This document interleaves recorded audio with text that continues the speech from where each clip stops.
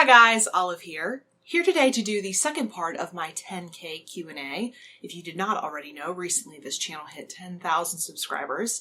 Still unbelievable, but thank you very much. If you missed the first part of this Q&A, I will link it for you down below so you can go check it out. In the first section, I talked a lot about personal stuff. I talked about my hobbies and my interests, and I also talked about stuff specific to my channel. But since I was running a little bit short on time when I was filming part one, I decided to stop answering questions at a certain point so that I could pick up here in part two and answer the rest of your questions. So I'm going to start part two with all the questions about my taste in books, both fiction and nonfiction, and about my reading life. Kristen asks, have your taste in books changed much in the time since you have been booktubing? If yes, how so, and to what do you attribute the change? And if not, she wants me to give a reason for that also. I would say yes and no. I feel like my taste in fiction has evolved over the years that I've been on BookTube because I've been kind of learning my taste as I've gone along. I said in my introduction video when I first got this whole thing started that I've always been more interested in reading nonfiction, and so I didn't really know myself as a fiction reader when I started on BookTube, but I was able to try out a lot of different things because I hear about so many different books, and I kind of have gotten a feel for what I like now. My taste in nonfiction has remained pretty consistent. I've always been really interested in, obviously, Russia, but also science and psychology and nature and animals. That's always been my taste. I just, again, hear about more and more books since I am a part of the bookish internet. And so there are more that I want to read now. Justine asks, where do you find all your ridiculously interesting nonfiction books? I've gained so many wonderful recommendations from you that I would have otherwise never known about. A lot of people ask me this, specifically on my nonfiction-centric book hauls. They want to know where I find all this nonfiction that sounds really interesting but might be really niche. And the answer is, I look for nonfiction when I'm out book shopping. I'm guessing here, but I think a lot of people, when they go to used bookstores or when they go to library book sales, don't think to go to nonfiction first. I always head there first and foremost, if only because, specifically at library book sales, there's less competition for space in the nonfiction section. Everyone is always herding around fiction, so I take that time while people are doing their preliminary passes through fiction to really dive into nonfiction. Since I have more space there, and there isn't someone right next to me looking to push in and take my spot, I have more time to pick up the books that catch my eye, see what they're about, and since they're always really cheap, sometimes I just bring them home with me. And also I make the time when I'm at either a used or a new bookstore to go to the nonfiction section and see what is interesting. Camille asks, what is your favorite genre of nonfiction? Probably science and nature books, really. And Heidi at My Reading Life asks, is there a type of nonfiction you don't care to read and why? I do not like reading nonfiction about war, and I really don't care for American history. I'm interested in war in the political sense, so what's going on politically during a war and the impacts it has on the globe afterward, but just the logistics of war doesn't really interest me, and so Grunt by Mary Roach will be something I'll never be picking up. And American history I just find infinitely less interesting than global history. Sorry. Jack's Literary Corner asks, what do I like in fiction when I read it? It really depends on the book and depends on the genre of fiction that we're talking about. Generally, I like things that have a simplistic but also sophisticated writing style, if that makes sense. I don't want someone to overdo it, but I do want there to be an elegance to the writing.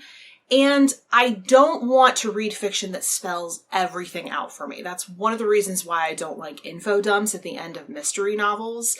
I want a chance to get there myself. I really like books that make me think. That's probably why I read as much nonfiction as I do. So I like fiction books that bring up really interesting themes or are asking questions of me as a reader. That's generally what I'm looking for. And that leads us nicely into our next question, which is from Krista at Books and Jams. And she asks, are you ever in the mood for something light and fluffy? And if so, what are some that you've really enjoyed? I, of course, find myself in the mood for light and fluffy things sometimes. Sometimes I read a lot of heavy things all at once and I need a little bit of a palate cleanser. The Amory Ames Cozy Mystery series is great for that. Pretty much since I've been on BookTube, a new one in that series has come out every fall, which tends to be when I start picking up heavier books. And so I'm always eager to just blow through it in a weekend. I do really like books that make me think, but that doesn't mean that that's exclusively what I want to read. On to the next question. Jessica asks, what things do you use to get yourself out of a reading slump? And how do you give yourself motivation to read long books, which she says are 600 plus pages? Over my years on BookTube, I have had a love-hate relationship with the term reading slump. I'm still not convinced it's a thing. Honestly, I feel like the term reading slump just applies to readers making themselves feel guilty for wanting to do other things besides reading. And as time has gone on, I've been trying to make myself feel less and less guilty. Of course, that feeling is always there when I'm not reading as much. I feel like I should be, if only because I'm now reading in front of an audience. There's always the worry that I'm not going to have enough content for this channel, but I've really tried to ease up on that. And I've also tried to give myself lots of permission to do whatever I feel like doing when I feel like doing it. So if I don't feel like reading and would rather watch a whole bunch of crappy reality TV, that's what I'm going to let myself do. I work hard all week long. I deserve to spend my free time how I want to spend it. And so the things that I do to get myself out of a reading slump is just leaning into that feeling when I have it, and then letting myself get back into reading when I want to. And then when it comes to finding the motivation to read really long books, I actually tend to read the really long books that I end up reading on audiobook. I absorb information on audio 10 times better than the written word. I've talked about it a long time in the past, but I have an eye condition called convergence insufficiency, where it's really hard for me to maintain focus on up close things for an extended period of time. I have to wear reading glasses over my contacts to keep my eyes from straining through that distance prescription. And so it's much, much easier for me to listen to audiobooks. This is why I tend to get a little bit spiky when people want to say that it's not the same or that you're not really absorbing the same information. Actually test me on that. I'm an auditory learner. That's really all I got when it comes to finding motivation to read long books. Listen to them instead. Shrisha asks, what is your reading schedule? How do you make time for reading? And how long does it take you to finish a medium length between 300 and 400 pages book? My reading schedule is whenever I can fit it in. I do not read every single day. I know that may shock some people to find that out. Some days I can't fit it in. I just can't. I make time for reading because it is something really important to me. And so I read a lot on my commutes. I listen to audiobooks while I'm working. I read before bed. I read on the weekends if I have the chance to. I fit it in wherever there is extra time. When it comes to how long it takes me to read a 300 to 400 page book, it depends on how much reading time I'm finding. I can listen to a 300 to 400 page book in a single day, but a 300 to 400 page book would probably take me about a week. Next up, Cynthia asks, my question is, why do you read so much? Is it for an escape? I know a lot of people read for escapism, and sometimes, yeah, definitely. I want to be somewhere else for a little while. That was my main motivation to read as a kid. But these days, I'm reading more to feel enriched. I'm reading more to challenge myself. I'm really grateful to have the job that I do, and I do find elements of it challenging. But there are a lot of days where I just feel like I could do more, and I want to be using my brain to the fullest of its capacity. I want to be growing as much as I can and learning new things. I just always have had a hunger for that. And so if I'm not getting it from other places, that's on me to take care of my own intellectual health. Oh my God, that sounds so pretentious. But I was like that in college too. If I had a crappy professor, I wasn't like, oh, I guess I'm not going to learn this material. I'm like, okay, I guess I'm going to have to work twice as hard because this person isn't teaching me what they're supposed to. My own self-education is really the main motivator behind why I read. Candace at Beacon Hill Books asks, who were your influences book-wise growing up? Was it an author, your mom, a teacher? How did you become a reader? That would definitely be my mom. She was a teacher during my entire upbringing. Learning and reading were always very important things in our household. I took that influence and kind of ran with it and have always been the type of person to want to learn new things. Rachel asks, what is a book you loved when you were younger, but looking back at it, you realize it's probably not great? I don't know. Probably the majority of the young adult fiction that I was reading when I was between 12 and 14, it was a newly developing genre when I was a young adult. And so I feel like a lot of it was probably struggling to find its footing. Next question is from Yanira, and she asks, how do you decide when to put a pause on buying books and when to hit play again? I honestly don't hit pause on buying books all that much. I'm just kind of buying a lot of books when library book sale season is happening, and then not buying as many when that's not happening. I recently tried to not buy so many books because I knew we were going to be moving and I didn't want to haul more books than I needed to over to our new place. But really, I buy books when I kind of want to and then stop when I feel like I don't need anymore. And the last question in this section is from Laura over at Reading in Bed. And she asks, do you follow any of the scandals in the literary world, meaning Junot Diaz, Sherman Alexie, etc.? And if so, does that influence your reading habits? This is a topic I discuss with my husband on occasion because we both like to think that someone should be able to separate art from the artist, but then at the exact same time, it's really hard to show support to someone who you don't think deserves it. I've been lucky so far in that the majority of my favorite authors have not been caught up in a scandal like this. I don't know exactly how I would handle it, to be completely honest with you. It probably wouldn't feel right to then go on and support that author on this channel or with my money if they're doing things out in the real world that really oppose my belief systems. Again, I've yet to experience this with any authors that I had already read or had planned to read. And so I guess I will have to figure out how to deal with that if and when it does happen. I sure hope it doesn't. In this next section, I got a few questions about Russia. Bree Hill asks, if someone knew absolutely nothing about Russian history, what part of their history would you immediately recommend they look into first? I've spoken about this with a lot of people over the years, and while some people think that Peter the Great is the best person to start with, I disagree. I think Nicholas II is the best place to start in Russian history.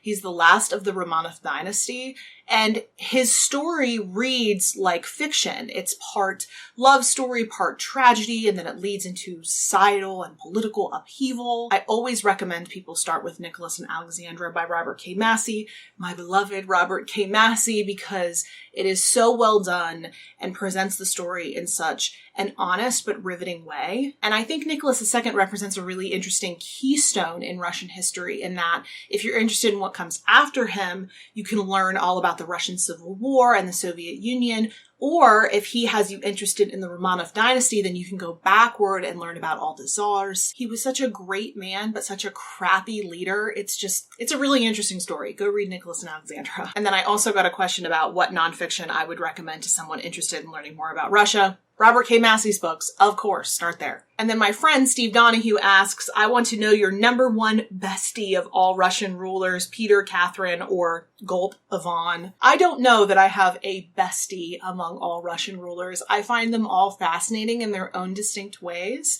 I really love Catherine the Great, of course, but then again, I also really love Nicholas II. But I also think Catherine the Great's son, Paul, is really entertaining, if only because he was so awful. And then a quick side note question relating to Steve. Kaylee asks, will you and Steve Donahue do any more collab videos? I love the friendship you guys have. I was actually just recently in Boston. I had a really nice time there. I chose not to bring my camera because I just wanted to be able to relax and not worry about vlogging or lugging my camera and tripod up to Boston. And then the last Russia-related question is from Kelly, and she asks, since I'm a fellow language lover, my question is, do you have a favorite Russian word? I'm not sure I really have a favorite. I love a lot of Russian words. I love Russian in general. But one that I'm definitely proud that I can pronounce is one that I learned at an intensive summer program. It was one that we all struggled with, but finally all mastered, and I'm still intensely proud of it. It's a word that basically means an attraction.